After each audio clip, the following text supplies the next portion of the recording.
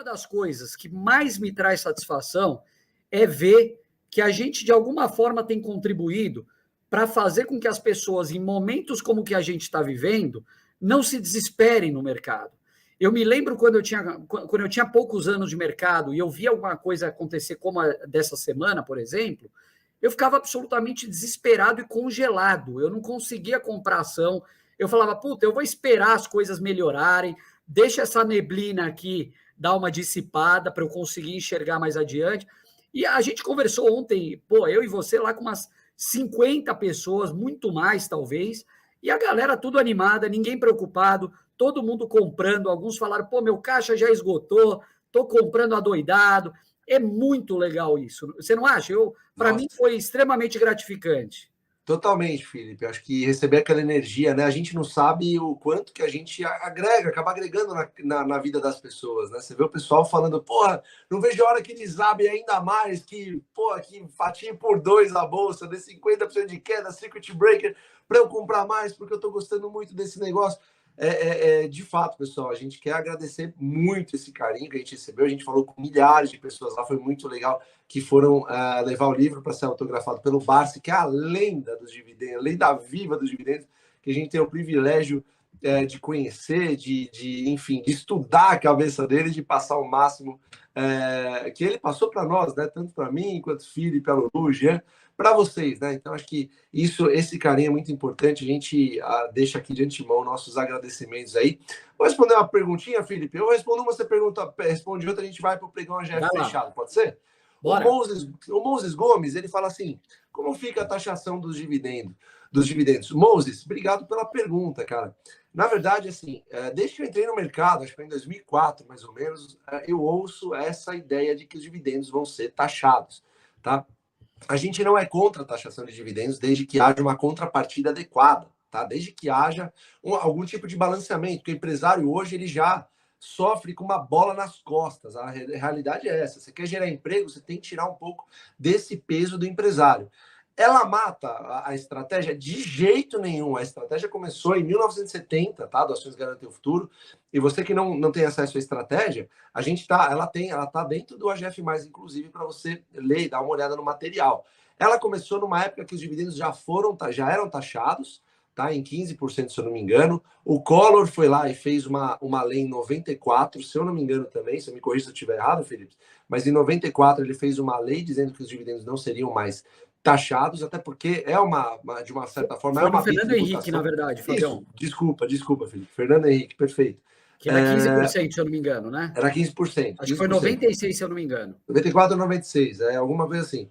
E assim, a estratégia não morreu, muito pelo contrário, ela continuou atrativa, se tornou ainda mais atrativa. O que a gente enxerga? A gente enxerga que as empresas vão criar mecanismos para ficarem ainda mais eficientes. Elas precisam empregar e precisam gerar valor aos seus acionistas, senão não tem por que existir uma empresa. Tá? Então, primeiro que eu, assim, sendo bem sincero, é uma opinião pessoal, tá? Não é do AGF, eu acredito que os dividendos não vão ser taxados num curto, médio prazo, eu não acredito.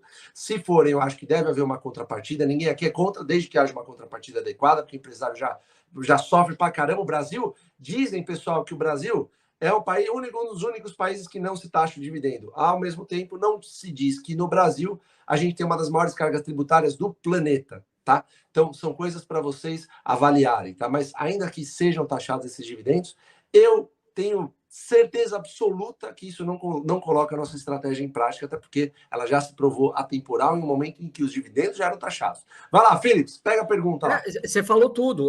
A estratégia prosperou com o Barsi. Acho que talvez a maior parte do tempo foi enquanto dividendos eram tributados, né? Perfeito. Então, ela pode prosperar da mesma forma. E o que você tocou, esse ponto, eu acho que é chave e vale reforçar, Fabião. Se a carga tributária corporativa, pessoa jurídica, cair numa eventual reforma tributária, tributa em dividendos à vontade. Pode ser até mais vantajoso, talvez, né? A gente pode colocar até mais dinheiro no bolso. Mas o que não pode é tributar dividendos mantendo essa carga tributária pornográfica que a gente tem hoje, né? Eu queria responder, na verdade não é uma pergunta, mas eu vi algumas pessoas comentando, e eu acho que vale um comentário sobre isso, que é a respeito do caixa.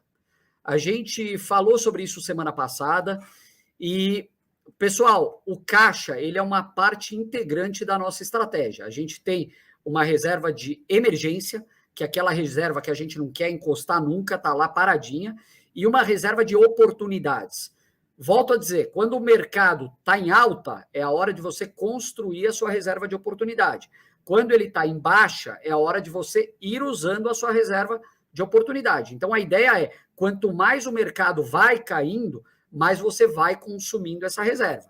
Então, muita gente perguntando, poxa, é hora de acumular caixa? É hora de, sei lá, torrar tudo?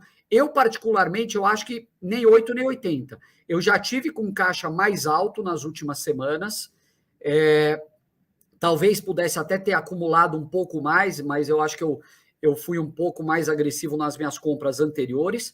Agora, eu acho que o momento atual é um momento de você ter uma posição de caixa interessante, mas não ficar parado. Eu acho que é hora de comprar. Tem muito preço, como eu disse lá no começo, interessante aparecendo no mercado agora.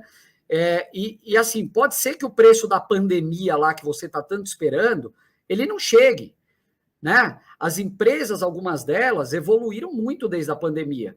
Você pega bancos, alguns deles, o Banco do Brasil talvez seja o maior expoente disso, o valor patrimonial do banco veio crescendo.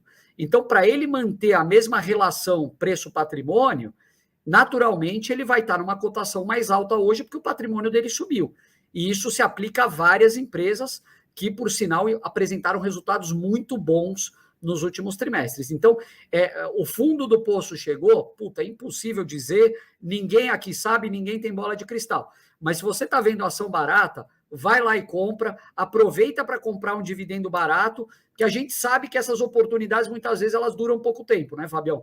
E eu prefiro errar comprando, pagando um pouquinho mais, do que ficar sem comprar e depois assistir o mercado subir. Porque o mercado, pessoal, sinceramente, ele não tem nada a ver, no curto prazo, eu digo, óbvio, ele não tem nada a ver com governante, ele não tem nada a ver com economia, ele reúne uma série de fatores e muitas vezes você não sabe nem explicar por que ele está subindo, por que ele está caindo.